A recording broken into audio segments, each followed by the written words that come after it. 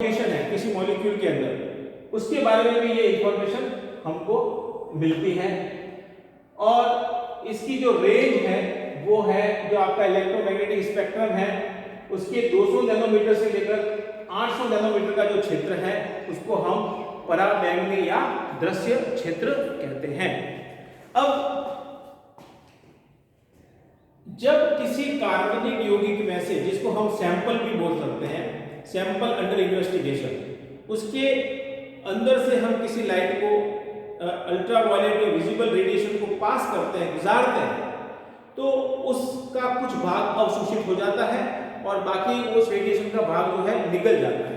तो जो पहले जो रेडिएशन आ रहा है उसको हम बोलते हैं इंसिडेंट लाइट, और अवशोषण के बाद जो लाइट बाहर जाती है उसको बोलते हैं ट्रांसमिटेड लाइट। तो जो इंसिडेंट लाइट है, जो किसी होमोजेनियस एब्जॉर्बिंग मीडियम पे हम पास कर रहे हैं, तो वहां पर अवशोषण जब ही होगा जबकि उस कार्बनिक यौगिक के अंदर इलेक्ट्रॉन के एक्साइटेशन के लिए जो एनर्जी है, उस एनर्जी के बराबर एनर्जी उस रेडिएशन में होगी, तो ही एक्साइटेशन होगा। जब किसी कार्बनिक यौगिक के अंदर जो ऊर्जा स्तर है, उनके बीच की ऊर्जा का जो अंतर है, उस अंतर की ऊर्जा का विकिरण हम देंगे तो ही अवशोषण होता है। ये इसकी खासियत है, इसकी ये विशेषता है।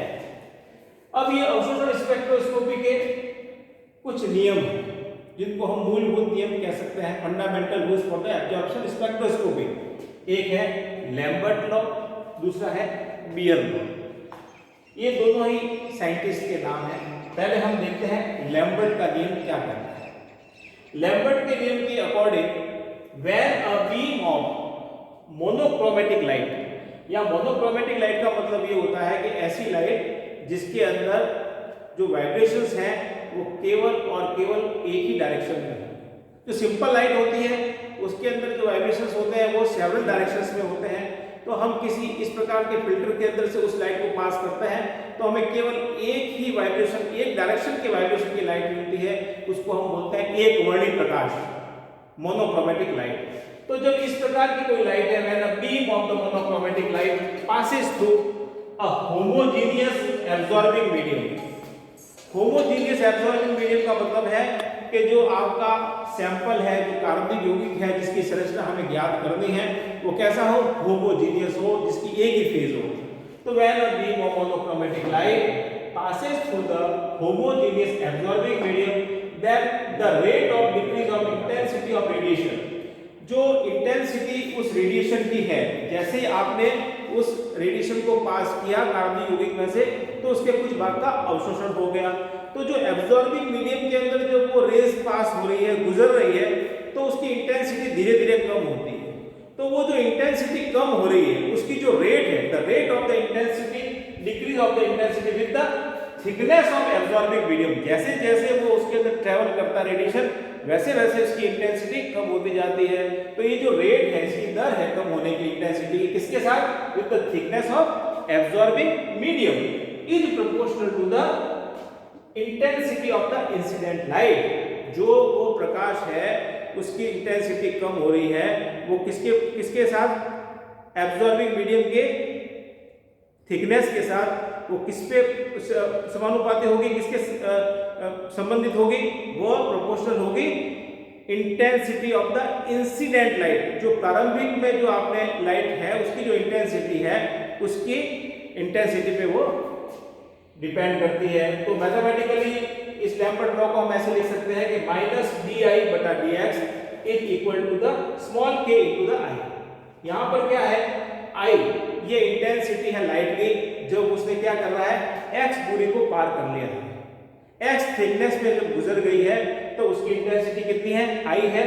ये डी आई का मतलब होता है कि सूक्ष्म अंतर, जैसे जैसे वो लाइट उस थिकनेस के साथ साथ गुजरती है तो बहुत मामूली इनफिनिटेसिमली जो आपकी थिकनेस है डी एक्स, उसके साथ जो इंटेंसिटी का डिफरेंस है उसको बोलते हैं डी आई। तो रेट को कहेंगे d I upon d x. तो this d I upon the d x according to Lambert law is proportional to the intensity of the incident light. तो मैथमेटिकली हम इसको ऐसा लिख सकते हैं। और उसके बाद मान लीजिए स्टार्टिंग के अंदर जब ये लाइट एब्जॉर्बिंग मीडियम में पास नहीं हो रही है, जब x इजिकल टू 0 है तब इंटेंसिटी लाइट की कितनी है, I0 है। लेकिन जैसे उसने x पार किया तो उसकी इंटेंसिटी कितनी हो गई, I हो गई। तो इस हिसाब से यदि हमें किसी भी समय उस अल्ट्रावायलेट या विजिबल रेडिएशन की इंटेंसिटी ज्ञात करनी हो तो हम क्या करेंगे, इसका समाकलन करेंगे, इंटीग्रेशन करेंगे। माइनस di बटा I from I0 to I is equal to the x0 to x a dx। जब इसका समाकलन करेंगे तो ये समीकरण हमारे पास आ जाएगा log I बटा I0 is equal to minus kx। और इसको और सिंप्लीफाई करते हैं तो I बटा I0 is equal to e minus kx। जब हमने क्या किया, log को हटा लिया तो ये एक्सपोनेंशियल में इसको कन्वर्ट कर लेंगे। इसको हम बोलते हैं कॉमन लॉगरिथम। अब हम इसको कन्वर्ट करना चाहते हैं बेसिक लॉगरिथम में, साधारण लॉगरिथम में। जब इसको कन्वर्ट करेंगे तब ये इक्वेशन इस प्रकार से होगी, लैम्बर्ट नियम की I is equal to I0 10 to the power minus a into x।